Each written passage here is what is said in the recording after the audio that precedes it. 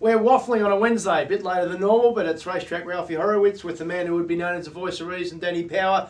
We're Jared Waitley, not already the man who got in first. Dan, much happening in racing? Not much. Not much. No, we'll talk about all the issues in part two, but in part one... Racing at the Bull. At the Bull. You and we're buying our livers. Daily Telegraph today had the first 5 pages on Singo and Gay. 5 pages. Just the 5. And how much of that would have been interesting? None. There we go. Let's have a look back at Caulfield, section 1. If you've just stumbling into the waffle for the first time, as we waffle, we always look back on the previous week's Melbourne racing.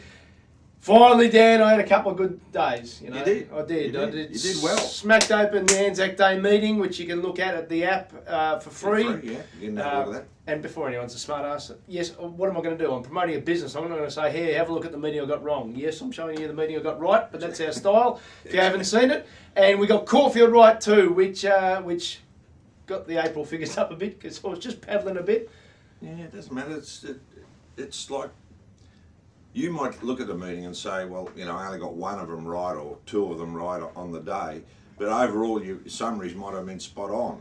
You get me? I'm not selling tips. I'm selling information, but ultimately... You're selling the information. Somebody might glean something out of your commentary that leads them to a winner that's not necessarily in your tips at the bottom. But if the tips get right, you do head wobbles. No question, that's what we do. Now, the first race at Caulfield, well, Blue Ribbon, who's been the one horse who was desperately unlucky at Moonee Valley a couple of weeks earlier, who was crap the start after, was a very disappointing runner on Saturday. It was third defence. Now, the speed was pretty firm here. Keep that in mind. The speed was firm. Solid. I reckon they just need to say, look, let's go back to a mile and we'll lose a few races riding cold, because up on the speed, it just over races. It's a type of horse. Yeah, these are off-season horses where you probably get a changing of the result depending on the way the race is run. Friday Hussey continued David Hayes' good run with horses in this class, and they're in the zone. I think if you're going to follow David, you're following bringing horses through the grades. He places them well, plus he's got the numbers. So yeah, not a handy horse, but it's not a race that I'm going to hang my hat on much. I've got one in Texter for you. In Texter. Class in about Oregon Span. Don't pencil in your black book, write in Texter. Don't even use a pen. Mumbiley, the second horse. Now, Jason Bembo rode it. Well done, Jason, for breaking through for a city win on the day without trying to sound like a patronising bastard, but he isn't Luke Nolan. And Mumbiley hit the line beautifully. It is this season's Stormburst. Remember Stormburst won a whole heap of races last year for Moods over the distance. This is Moods' Stormburst this year. Through this sort of late autumn winter campaign. It'll picket fence. Mumbiley. Race 2 on the program was, remind me? Highland Racing Colours race, My Benz. My Benz. Now, this was the market truck loaded it late. This was a turn of foot race, only at 51 kilos. Have a look at this, 7.5 kilos between Coins and My Benz. That was a difference. That's next up. Yeah. And Coins come off a big win. And often the ones off a big win, second up, maybe they just down a bit. Coins next up. Remember, the rule is the horses tend to improve, level. So you're not going to... Only really good horses go like that. Yeah. So I'd be happy to follow Coins after that. Look, it wasn't a bad run. Coins is a good horse, and I think she's a horse that they've finally worked out. So I think they'll find the right races for her. And yeah, My Ben's no weight. Well done, Jackie Berryman. Controversy aside, her stats were great this time last year, and then come over the summer they dipped. Now, was it because of her personal life, or was it also because she rode so many winners early, her claim in the country dropped very quickly, and it's just a matter of getting a bit of experience. I don't give a stuff about her personal life, but I do look at the stats, and now her stats are getting back to her winning ways, so she can be followed. The Huntress, God bless her in the third, was that the third race? Yeah, third race, pretty good horse. Yeah, now look, one of the things I've picked up in doing this, sometimes people go, oh, the last 400, the last 600. I love the 400 to the 200, because sometimes they're gassed by the time they get to the 200. What it did at Sandown on debut, and the market risked it on the day. They risked the fact that it came from a midweek Sandown compared to the Hazy's horse that come from a so-called listed race. But it's turn of foot, I think around 10.24, and I'll put that on the app, between the 400 and 200. That's serious turn of foot stuff.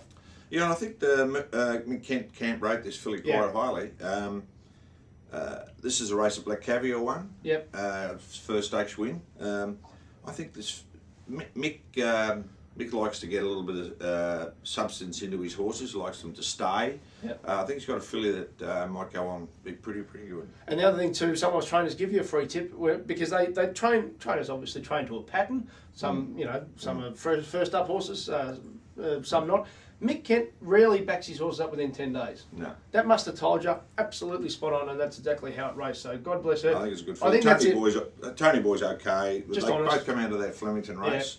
Tony Boy did and Churchill Downs. Yeah. Solid. Yeah, solid form. But the winner good. Race 4 was won by, remind me then. Well, I've got to wait for got it here. Planet Voyage. Planet Voyage. Now, Awesome Bro will win next start. Awesome Bro was a bit soft in the market relative to its talent. Yeah. It actually had one public trial, but it had another private trial, or semi-private at Kyneton. You could find it on YouTube. That might have taken the sprinting edge off it because it's a good miler. So Planet Voyage just ran along. Lankan Rupee, who I liked. Here's the thing.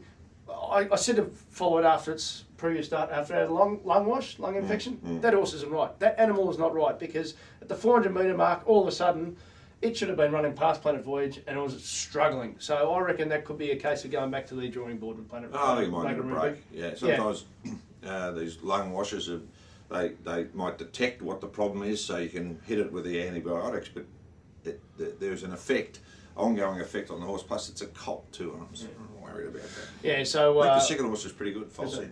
I know they come off a solid, even tempo, and the winner was very well ridden, very well rated. Yep. I think Falset's a horse you can follow in the similar type of race. Race 5 was a Pooey race. A couple of the imports were the favourites. So it's a technical term. Clanger's Glory got into a bumping duel with Harry Trimboli at the 800 metre mark to the point where Luke Curry just said, stuff it, I'm going to go forward because I'm in a bumping duel. I reckon it's back in trip. Don't be surprised, back in trip in a faster run race where it can just travel. Everything went wrong for it, so it might be the one to follow out of a form race I'm just a bit questionable about. I'm not that hot on this race. One of the great post-race interviews was Jared Maloney. Geez, Dow. Oriental Ruby showed a bigger turn of foot than Jared Maloney did in his interview. Tigerland, God bless it. Yes. Wouldn't be surprised if that's enough for the prep. Wouldn't be surprised. Yeah, that's 5-6 runs in. That's why the market... Now, it's a real good horse, but that's why I reckon the market let you on because they're saying, look, he's done all this in his first prep. On talent, he was about $1.70 chance, I reckon. Yeah. And the market let you on. He just got there against Westgate Bridge got another one. Thank you to someone who tweeted out about the Westgate Bridge factor. Yeah, Danny O'Brien. The new boy, it ran terribly. I think you should find another way to go. You go around the back way, so trick him that he has not crossed the arrow. As a rule, maybe in the float, like a bit of picture work. Do a couple of laps around a roundabout, so that disorient the horse, so it doesn't. Show the giant wheel of Robert Flemington. So he's only trained a Caulfield Cup winner and a Blue Diamond winner, but he's running the mill horses.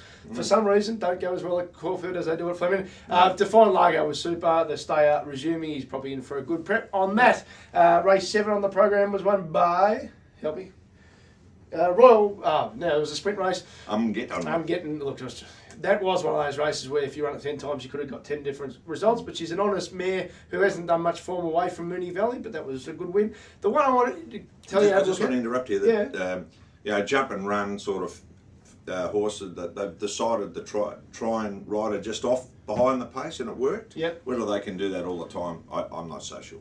The one out the back, just have a look at Royal Bender, needs wet ground, and I reckon that track ended up getting pretty firm on Saturday, so Royal Bender could be the improver. Last race was the best race of the day by a mile. Serene Star was super. She might have a decent stakes win in her, whether they go west to Adelaide or north to Queensland. She's just a winner. But Highland Rouge, Vibrant Rouge, every chance, every possible chance. So real good. I can't believe people are saying it was unlucky. No.